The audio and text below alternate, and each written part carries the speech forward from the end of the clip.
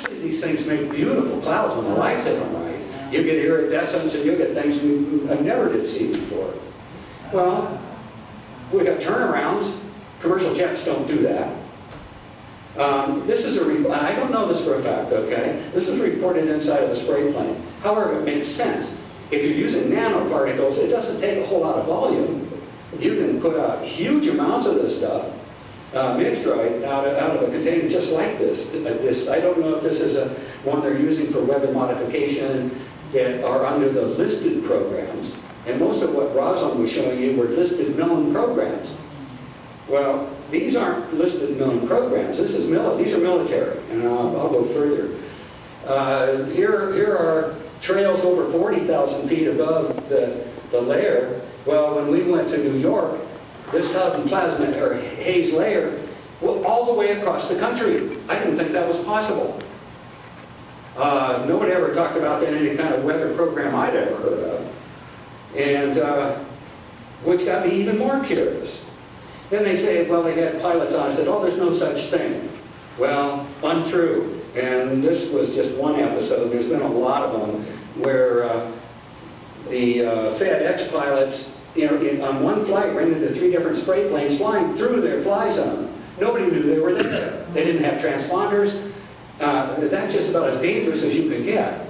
Okay? Then they had a thing of the chemtrail pilots. Supposedly there were thousands of them that all put on a protest in New York. I wish I had a picture of that. I don't. My observations are this. Now, they may be doing some on commercial airlines. I haven't followed them as much, but what I've been seeing with my telescope is aircraft that are mostly white, unmarked, the KC-135 burial refueling tankers, or the Boeing 707. It's the same. That was the inside of the plane you saw a minute ago, or C-141s. These are huge aircraft. They fly in military airspace. Well, that's either got to be military or military contractors. They fly through civilian airspace with no notification, which is highly dangerous. They fly in grid patterns. I saw 6 of them work in this area here today. They do turnarounds, many aircraft at a time. The variable cloud types tell me they use a lot of different nuclei, and which would account for all the metal salts that are showing up. And then you run into the elephant in the sky called Project Cloverleaf. And this is a military program, and they're basically man-made ionizing clouds and haze. And the Air Force says, well, we want to own the weather by 2025. How do you think they could do that? I mean, I think I'm watching it. We're watching it happen. It's happening right in front of our faces and over our heads, and we're not talking about it. NASA basically says that persistent jet contrails form man-made clouds. Well, they do. They trap warmth in the atmosphere and exacerbate global warming. They contribute to the long-range changes in Earth's climate and affect natural resources. That's kind of scary right there. NASA admits it, and then they don't talk about it. This isn't included in any kind of evaluation other than as jet clouds. But I'm sorry, but I think that most of the research that's been done on this particular issue, it has big holes in it.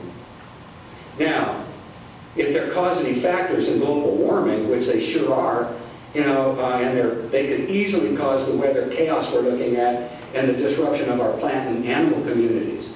That has me the most concerned. Even the regular weather treatment programs, that's a rob Peter to pay Paul principle. Okay, so then you say, well, what are they spraying? Well, the Department of Defense, which is DOD in this case, they admit that how much the Air Force is spraying of aluminum-coated fiberglass, and that's all now in nano form. They used to do it in big strips of aluminum, but they've really gone to most of this stuff is in nano form. What's going to happen with saturation of nanoparticles? We don't even understand that fully in the environment. What's happening in the biological system? Well, what's happening? I mean, silver, they're putting nano silver in slippers and bed clothing and everything else to try to keep out bacteria and to try to prevent problems. But that stuff's going into your bodies.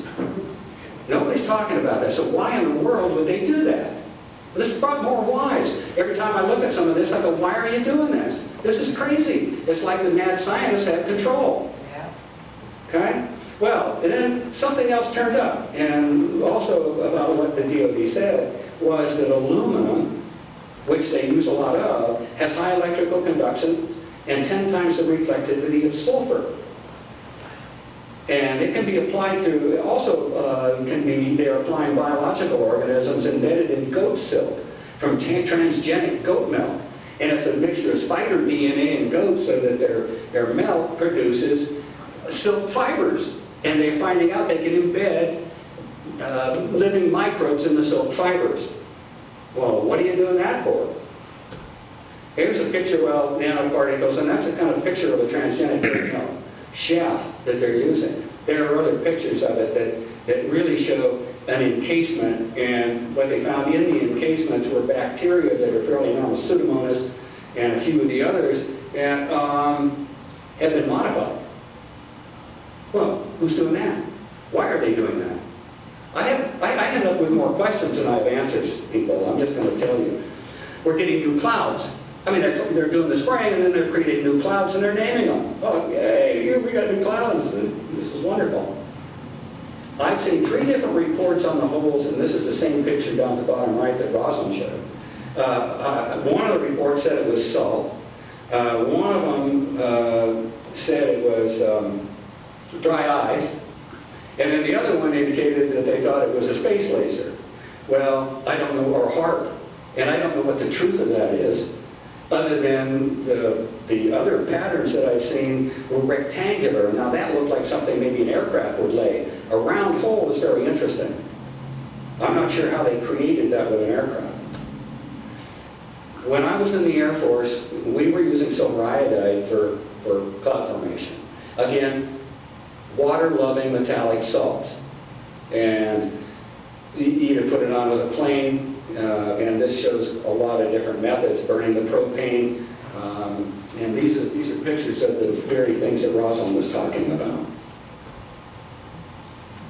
Okay, hundreds of local weather modification programs are inherently dangerous for changing environmental systems and the theft of resources. Okay? To airily take water for a snowpack, agriculture, hydroelectric, or any other use will create drought or die-off for people and habitat that would normally get it.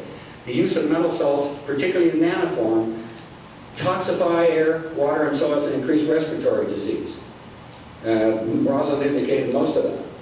And the military program isn't reported. It's denied, or they don't say a thing about it. An interesting thing, in 1987, every drinking water supply in California was contaminated with different mixes of aluminum, barium, strontium, borons, and other water-loving metallic salts. Most of these were first-time occurrences for these metals in these drainages. They were to the soils. They were never in the area. Okay, so what's up? They said, then I got a report, oh, it's dust. Well, started looking at the dust coming in from Asia and Africa. Has a lot of iron in it, has a lot of hydrocarbons, but it doesn't have these elements in it. I want to talk about the plasma envelope.